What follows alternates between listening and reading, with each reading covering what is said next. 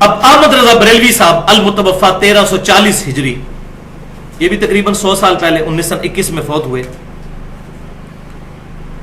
وہ آپ کو پتا ہے کھلے ڈلے انسان تھے اور کوئی لحاظ نہیں کرتے تھے، آؤٹ سپوکن تھے، جس طرح میں بھی آؤٹ سپوکن ہوں. تو انہوں نے مزید کھول کے بتایا کہ فنا فی شیخ کا عقیدہ کیا ہونا چاہیے، اس سے آپ کو مزید کھل جائے گا. ان کے ملفوظات ان کے اپنے بیٹے نے جمع کیے، مصطفیٰ رضا خان نوری صاحب، جن کو مفتی اعظم انڈیا بھی کہا جاتا تھا، 1981 میں مفوت ہوئے، جن کی وہ مشہور نعت ہے تو شمع رسالت ہے عالم تیرا پروانہ.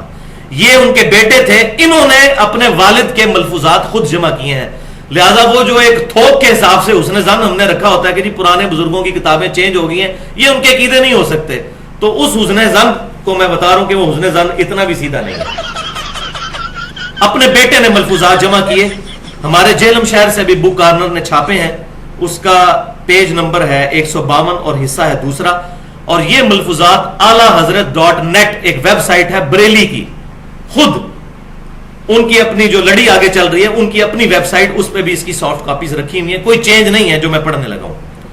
فنا فی شیخ کے مرتبے کے بارے میں ان سے پوچھا گیا کہ بتائیے یہ شیخ کا تصور کیسے کیا جائے گا.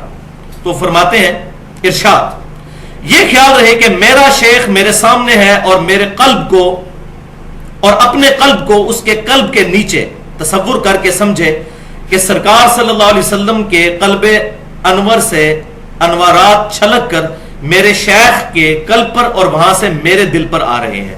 یہ ساری تھریٹیکل باتیں آپ دیکھ لیں. پھر کچھ عرصہ بعد یہ حالت ہو جائے گی کہ شجر و حجر یعنی درختوں میں اور پتھروں میں حتیٰ کہ دیواروں پر بھی شیخ کی صورت نظر آئے گی. وہ کہتے ہیں ہر جگہ آپ کو شیخ پھر نظر آنا شروع ہو جائیں گے، یہاں تک کہ نماز میں بھی جدا نہیں ہوگی. وَلِعَوْذُ بِاللَّهِ تَعَالَى. پھر ہر حال میں اپنے ساتھ ہی پاؤ گے. پھر انہوں نے مزید تسلی دلوانے کے لیے ایک واقعہ بھی ساتھ بیان کیا کہ میں آپ کو مزید سمجھاتا ہوں کہ فنا فی شیخ کا عقیدہ کیا ہوتا ہے. وہ کہتے ہیں کہ سید عبد العزیز دباغ، یہ وہ صوفی ہیں جو دیوبند اور بریلویوں کے مشترکہ بزرگ ہیں، ان کے ایک مرید تھے سیدی احمد، ان کی 2 بیویاں تھیں. اب مجھے شرم آ رہی ہے واقعہ بھی بیان کرنا. تو فرمایا اپنے مرید سے کہ تم نے رات کو ایک بیوی کے جاگتے ہوئے دوسری بیوی کے ساتھ کیوں ہم بستری کی، ایسے مت کیا کرو. عرض کیا حضور وہ تو سو رہی تھی. فرمایا نہیں، سوتی نہ تھی، جاگ رہی تھی. حضور نے پتہ نہیں کیڑا کیمرہ فٹ کیتے ہیں. عرض کیا حضور آپ کو کیسے علم ہوا؟ فرمایا وہاں پر ساتھ ایک پلنگ رکھا ہوا تھا، یعنی وہ جو بیوی جاگ رہی تھی اس کے ساتھ کوئی پلنگ تھا. اس نے کہا ہاں. فرمایا میں نے وہیں تو پوری رات گزاری ہے روحانی طور پر. اوکھے ویلے بزرگ کام آتے ہیں. شیخ مرید کے ساتھ ہر وقت ساتھ ہوتا ہے، اور یہ احساس رکھو کہ پیر کبھی اپنے مرید سے جدا نہیں ہوتا. وَلِعَوْذُ بِاللَّهِ تَعَالَى اِنَّا لِلَّهِ وَإِنَّا إِلَيْهِ رَاجِعُونَ. اس میں سورۃ البقرہ کی آیت نمبر 165 پڑھوں گا. وَمِنَ النَّاسِ مَن يَتَّخِذُ مِن دُونِ اللَّهِ أَندَادًا يُحِبُّونَهُم كَحُبِّ اللَّهِ. کہ لوگوں میں ایسے لوگ بھی ہیں جو اللہ کو چھوڑ کر اور ہستیوں سے ایسی محبت کرتے ہیں جو محبت ان کو اپنے رب کے ساتھ رکھنی چاہیے.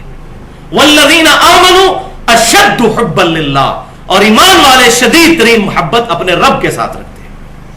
اب یہ دیکھ لیں، دیواروں پر، درختوں پر، نماز میں بھی پیر کی صورت نظر آئے گی. یہ فنا فی شیخ کا عقیدہ انہوں نے امت کو بتایا. وَلِعَوْذُ بِاللَّهِ تَعَالَى. اب کتنے لوگ سوچیں گے جی اتنے بڑے بڑے بزرگ، اتنے بڑے بڑے بزرگ پاگل تھے. اب آپ خود فیصلہ کر لیجیے. ان کو بچانا ہے تو پاگل ہی ڈکلیئر کریں. کوئی پاگل ہی ایسی بات کر سکتا ہے. اگر انہوں نے جان بوجھ کے کی ہے پھر وہ پاگل نہیں تھے، پھر کچھ اور ہی تھے. تو اس پر میں نے مسئلہ نمبر 71B کے نام سے ایک گفتگو کی ہے، تقریباً 2.25 گھنٹے کی. انڈیا پاکستان کے بزرگوں کی 19 گستاخانہ عبارتوں کا تحقیقی جائزہ.